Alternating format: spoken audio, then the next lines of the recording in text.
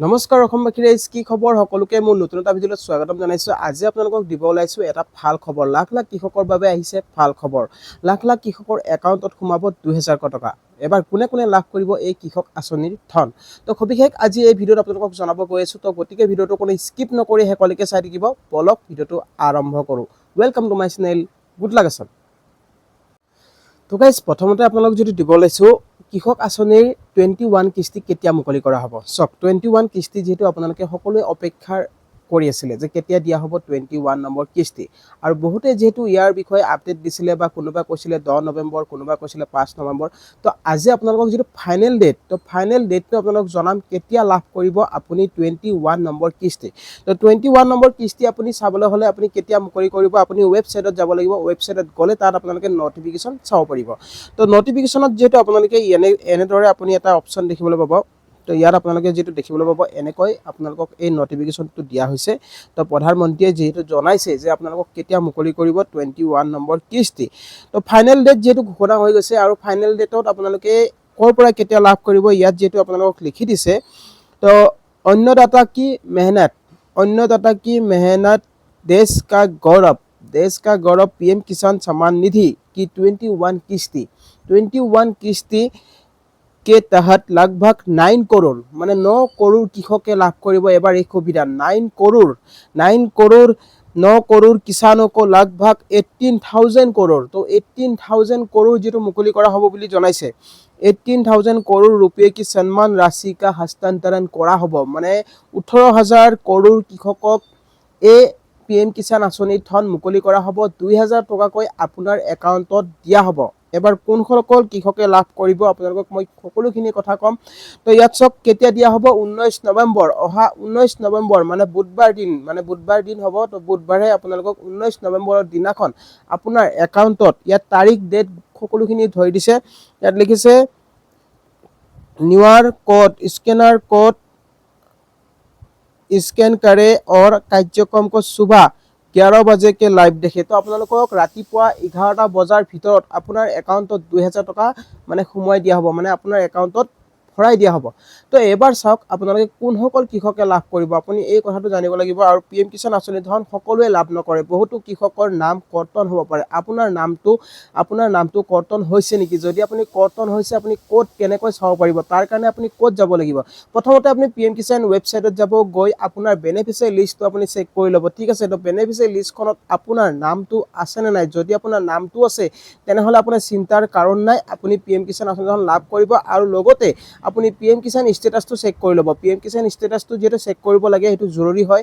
বহু কৃষকে যেটো এই বস্তুটো নেচায় যে আপুনি কৃষক ধন লাভ কৰিম বুলি ভাবি থাকে, কিন্তু সময়ত কি হয় আপোনাৰ একাউণ্টত পইচাটো নাহে। তো কিহৰ কাৰণে নাহে, প্ৰথম অপশ্যনটো হৈছে আপোনাৰ যেটো কৈছোঁ যে লেণ্ড ৰেকৰ্ড। তো লেণ্ড ৰেকৰ্ডটো আপোনাৰ ঠিকে আছে নে নাই, আপোনাৰ মাটি ডিটেইলছ আপুনি নতুনকৈ আপডেট কৰিলে নে নাই। যদি আগতে আপোনাৰ দিয়া আছে তো সেইবোৰ যেটো কিছুমানৰ কেনসেল হৈ গৈছে আকৌ নতুনকৈ দিবলৈ কোৱা হৈছিলে। তো আপোনালোকে নতুনকৈ দিছে নে নাই, যদি দিছে তেনেহ'লে আপোনাৰ ঠিকে আছে। বা আপোনাৰ যদি আপুনি দিয়া নাই তেনেহ'লে আপোনাৰ লেণ্ড ৰেকৰ্ডটো আপোনাৰ নো বুলি আহিব পাৰে। যদি নো বুলি আহি আছে তেতিয়াহ'লে আপুনি কি কৰিব লাগিব। তো তাৰ কাৰণেও আপোনালোকৰ যদি সলিউশন আছে আপুনি মণ্ডল অফিচত যাব লাগিব, আপুনি ৰিপৰ্ট লিখিব লাগিব।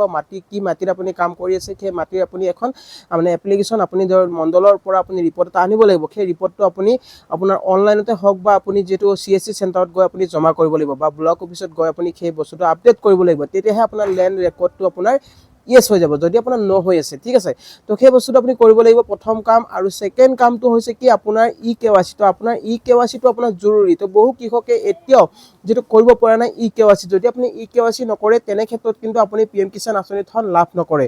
তো আপুনি এই কথাটো জানিব লাগিব, PM কিষাণ আঁচনিৰ ধন লাভ কৰিবলৈ হ'লে আপোনাৰ KYC জৰুৰী। আৰু KYC আপুনি কেনেকৈ কৰিব, KYC ৰ কাৰণে আপুনি CSC চেণ্টাৰত যাব পাৰে, নতুবা আপুনি অনলাইনত আপোনাৰ অপশ্যন আহি যায়। আপুনি PM কিষাণ ৱেবছাইটত গৈ আপুনি আধাৰ নম্বৰ ডায়াল কৰি আপুনি টাইপ কৰি আপুনি আপোনাৰ OTPৰ সহায়ত আপুনি KYC কৰিব পাৰে। তো এটা প্ৰথম কথাটো হ'ল আপুনি কেনেদৰে কৰিব। আৰু এটা অপশ্যন আছে আপোনাক কৈ দিওঁ, মোবাইল এপ এটা আপুনি ডাউনলোড কৰিব পাৰে। মোবাইল এপটো আপোনালোকে প্লে ষ্টৰত পাই যাব। PM কিষাণ মোবাইল এপ বুলি আপুনি লিখি দিলে আপুনি আহি যাব।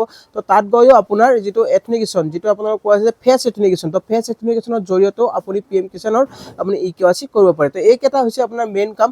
আৰু এনেকৈ এই তিনিটা অপশ্যনৰ ভিতৰত আপুনি কৰিব পাৰে, আপোনাৰ CSC চেণ্টাৰত গৈ কৰিব পাৰে।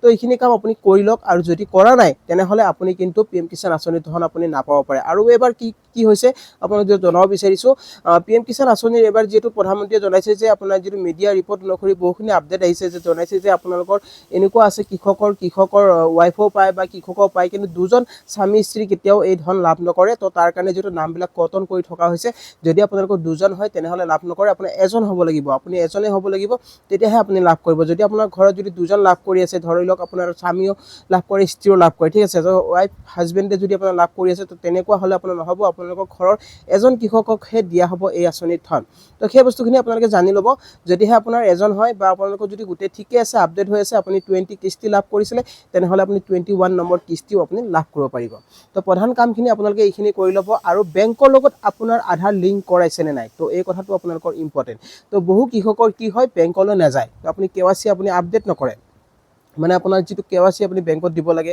আধাৰ নম্বৰ আধাৰ কাৰ্ড আপুনি দিব লাগে লিংক কৰাব লাগে তো সেই বস্তুখিনি আপোনালোকে সেটিং হৈ আছে নে নাই আপুনি নাচাই তো সেই বস্তুটো আপুনি চাই ল'ব বেংকৰ লগত আধাৰ আপোনাৰ সক্ৰিয় হৈ আছে নে নাই যদি সক্ৰিয় হৈ আছে তেনেহলে আপোনাৰ কোনো সমস্যা নাই তেতিয়াহলে আপুনি নিশ্চয় আপুনি PM কিষাণ আঁচনি ধন লাভ কৰিবলৈ সক্ষম হ'ব আৰু এটা কাম হৈছে আপোনালোকৰ যেটো আপোনাৰ আধাৰ নম্বৰটো আপোনালোকে আপডেট কৰাই বা কিছুমানৰ যেটো আধাৰৰ লগত আপোনাৰ মোবাইল নম্বৰটো আপোনালোকৰ মেচ নহয় তো মেচ নোহোৱাৰ কাৰণে আপোনাৰ কি হয় আপোনাৰ কেৱাইচি মানে আপোনাৰ যেটো লিংক আছে সেই লিংকটো আপোনালোকে নহয় তো লিংকটো নহলে আপোনাৰ কি হয় আপোনাৰ কেৱাইচি আপুনি যেতিয়া ষ্টেটাসটো চাই তো তাত আপোনাৰ ন বুলি অপচন আহে তো সেই বস্তুখিনি আপোনালোকে ইয়েস কৰাওক আৰু যদি সকলো ঠিকে আছে তেনেহলে আপুনি নিশ্চয় আপুনি PM কিষাণ আঁচনি ধন লাভ কৰিব পাৰিব আৰু বেংকৰ একাউণ্টটো আপোনাৰ কি একাউণ্ট আছে সেই বস্তুটো আপুনি চাই ল'ব আৰু বেংকৰ একাউণ্টটো পাৰিলে আপুনি ITBP যেটো আপোনালোকৰ ইণ্ডিয়ান পোষ্টেল বেংক তো IPB যেটো ইণ্ডিয়ান পোষ্টেল বেংক আছে সেই বেংকটো আপোনালোকে কৰাই ল'ব সেই বেংকটো যদি আপুনি কৰাই লয় তেনেহলে আপোনাৰ সুবিধা হ'ব আৰু আপোনাৰ আঁচনিৰ যেটো PM কিষাণৰ ধন আছে সেই ধনটো আপোনালোকে মানে 4 মাহৰ যেটো অন্তত আপোনাৰ দিয়া হয় সেই ধনটো আপুনি লাভ কৰিবলৈ সক্ষম হ'ব